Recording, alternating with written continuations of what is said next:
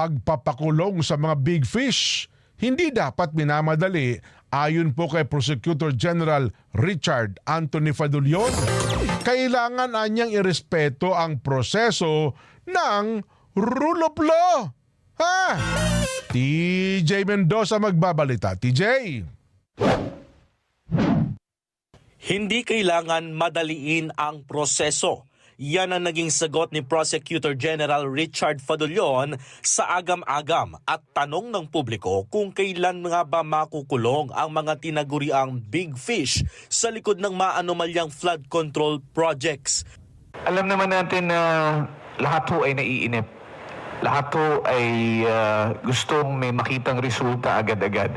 Pero ang sasabihin ko lang po, before it gets better, it gets worse. Which means to say, you really have to put in a lot of time, no? Kung ang ibig sabihin po nito, tayo madidelay. If I take a few steps backwards, if only so that I can move 10 steps forward, I will do it. Matatanda ang noong Martes ay isang dating mambabatas na ang nasampulan at ngayon nasa kustodiya na ng New Quezon City Jail matapos hahinan ng warrant of arrest at kusang sumuko sa pulisya noong Lunes. Sa kabila nito, muling iginiit ng Justice Department ang target na may timeline na maaaring asahan ng publiko sa pagpapanagot sa mga malalaking isda sa naturang kontrobersiya.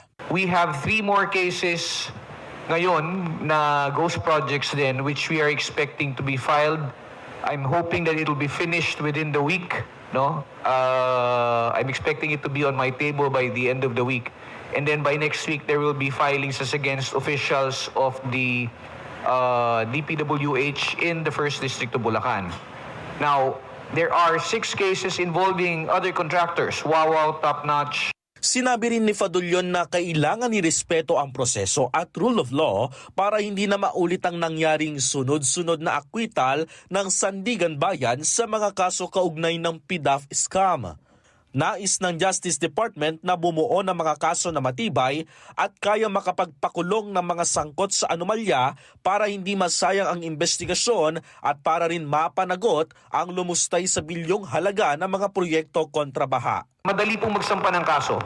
Ang mahirap po, patunayan yung kaso. So kailangan na ang kasong isasampa mo ay may matibay na ebidensya para matiyak mo naman na yung resultang gusto mong makukuha mo. Tinutukan raw ng Justice Department ang ghost flood control projects. Inuna yan dahil mas madaling tukuyin ang mga guni-guning proyekto at kung kanino itong proyekto. May inihahandang 2 cases for plunder rin si Prosecutor General laban sa 2 mambabatas, sina dating Senador Ramon Bong Revilla Jr. at maging si Senador Jinggoy Estrada.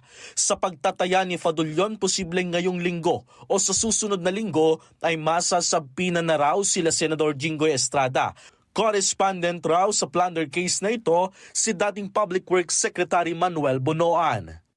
TJ Mendoza para sa 100% balita.